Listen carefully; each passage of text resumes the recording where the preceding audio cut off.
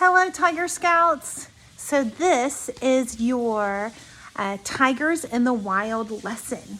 So please turn to page 92 and you can pause here while you find that page.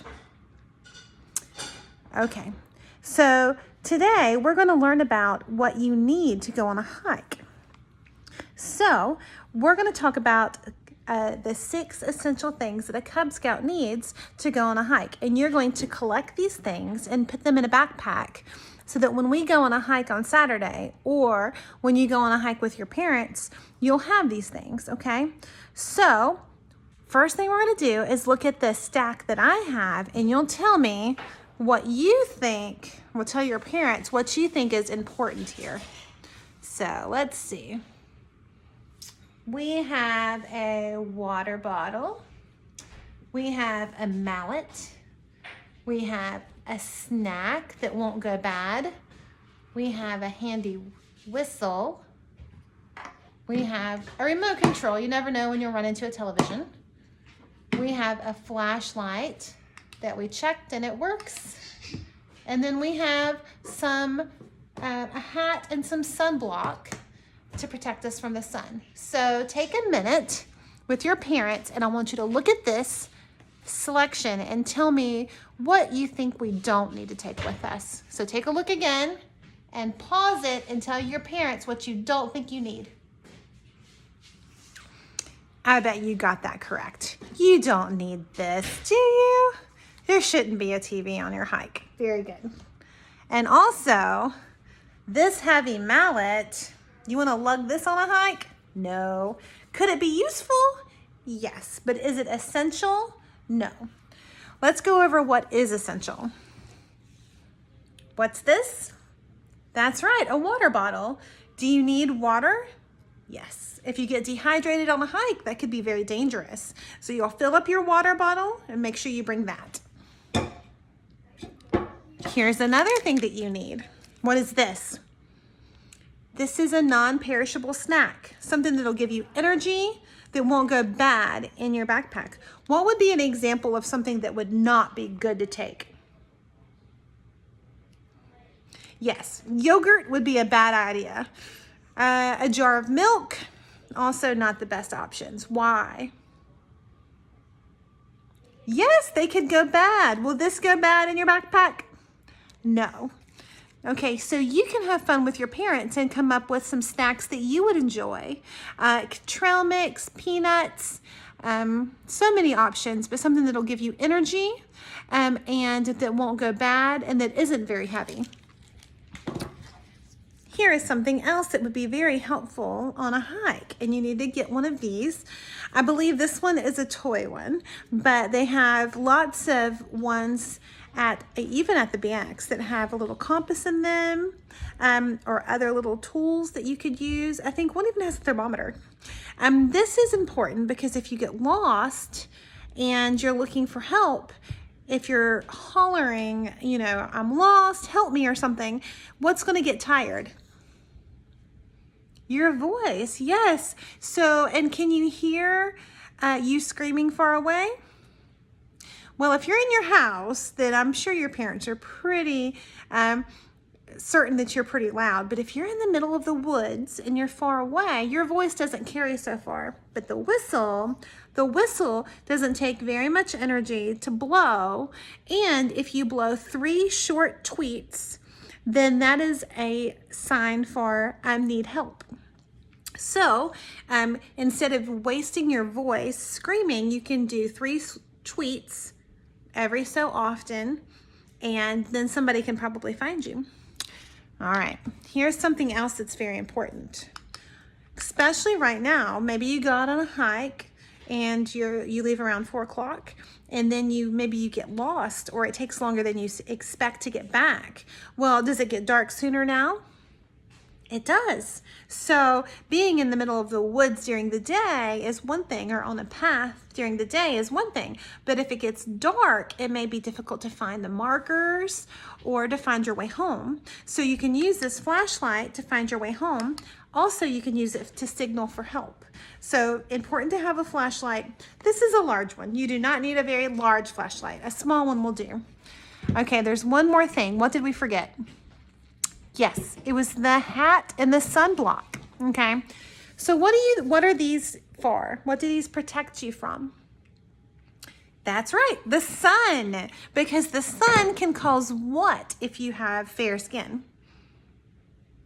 Yes, a sunburn. And if you are here in Florida, you've probably experienced at least a mild sunburn at some point.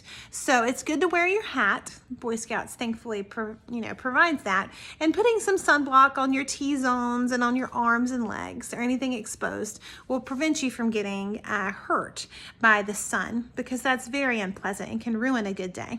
Okay, so those are your 6 essentials. So Cub Scouts, you're supposed to collect those things and put them in a backpack. So when we go on a hike at Weeden Park, or you go on a hike with your parents, you can practice taking those along and being prepared for that hike.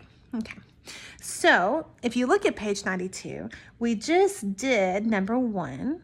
We talked about our 6 essentials.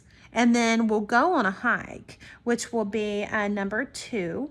And you have to carry your own gear. So you need some kind of bag, something that goes on your back would be better, because if you have to hold it in your hand, it can get tiring. So some little backpack or little sack, something like that would be convenient.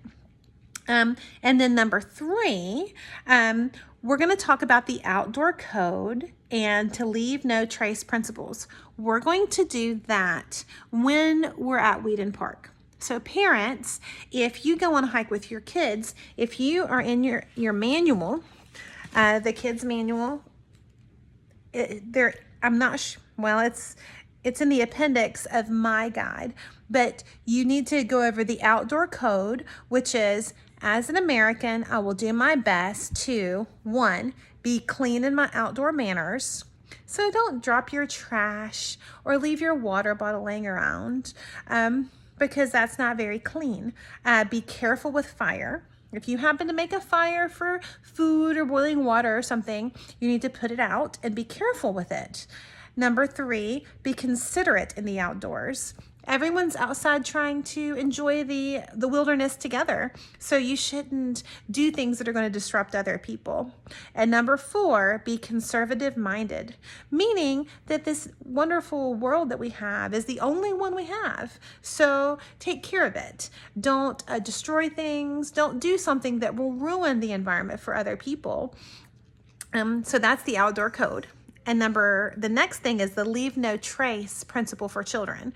And this is know before you go. You need to know where you're going, know what path, 2, choose the right path. Okay, so just because you know where you're going, you have to make sure you actually get on the path that you intend to go on.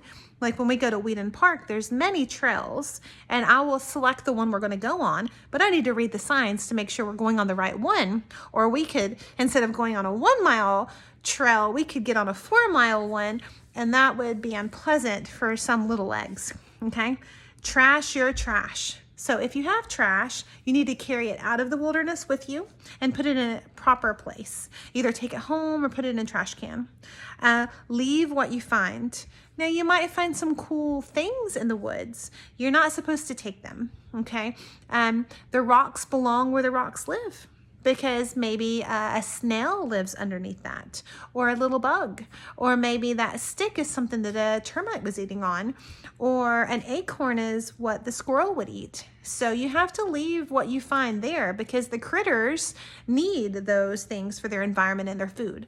So you can look at it and enjoy, but leave what you find. Be careful with fire, as always. We will not be building a fire, but if you ever are out with a fire, be careful, because if you are in a dry location, you could start a forest fire, and that would be terrible. Respect wildlife. So we're going to see some animals when we go on our hike at Weeden Park, and if you go with your parents, I'm sure you'll see squirrels and birds and maybe other creatures. You need to respect them. Don't pick them up. Don't chase them. Don't scare them, because they're in their own backyard and they don't need to be threatened.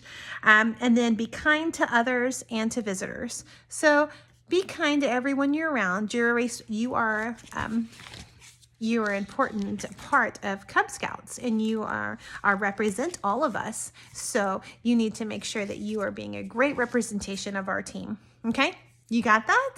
All right, so we'll go over it again at Wheaton Park, and parents, go over that again on your hike. Okay, the next portion, when you go on your hike, you need to talk about these principles and make sure that at the end, talk about how you accomplish those goals, how you left the wildlife alone, you leave things behind, and you pick up your trash. So basically just review the hike. Number 4, so you need to do requirements 1 through 3, and that is accomplished through you watching this and discussing with your parents and going on the hike. Then you have to do at least one other thing. So while we are on our hike at Wheaton Park, we're going to see some creatures. There's gopher tortoises there. There is the diamondback terrapins. And if you go on the Wheaton Park website, they talk about these animals, and they actually have environmentalists that come in, and you can go to classes on them. I'm not sure how COVID is affecting it, but if there's more information on the website if you want to look it up on your own. There's also wetland herons and ospreys, tons of ospreys on base. So we're going to see all those creatures, not to mention little bitty crabs, and there's tons of fish, and those are kind of hit and miss what you look down and see. But we're going to be on a boardwalk, and you'll be able to look down into the water. Also, there's mangrove trees, and the mangrove trees are extremely important to the ecology of this area. The mangroves are they are the only tree that can grow in such an estuarine environment, salty water. Most trees can't live in salty water, so you won't see them growing on the edge of an ocean. You'll see them on the edge of a lake, but not on the edge of an ocean or a bay. So the mangroves are very cool because they can use the salt water and use it to nourish them, and they're one of the only trees that can do that. So you'll see those beautiful mangroves, and they have these really cool roots that go down into the water, and they make these little ecosystems for tiny little fish, even alligators and all kinds of things can live in these little mangroves, and the big fish can't get into them. So they can when they're babies, they can go live in these. They're like little nurseries for the baby fish. They can live there and get big and healthy so that the big fish don't eat them. So the mangroves are extremely important to the ecology of the ecosystem of the area. So we will see those at Wheaton Park. And I do suggest parents, if you want to take a nice hike, Wheaton Park is very close. There's an elevated boardwalk so that you don't have to get down into the dirt unless you really want to. And you can see a lot of stuff. It's free. And assuming that nothing gets blown over, it should still be there. Okay. So that will complete Tigers in the Wild. So if you have any questions or concerns, please let me know. But I'm excited to see you guys on Saturday, the ones that'll be there. And the other ones, please enjoy a fun hike with your parents. And I hope we get to see each other soon. Bye.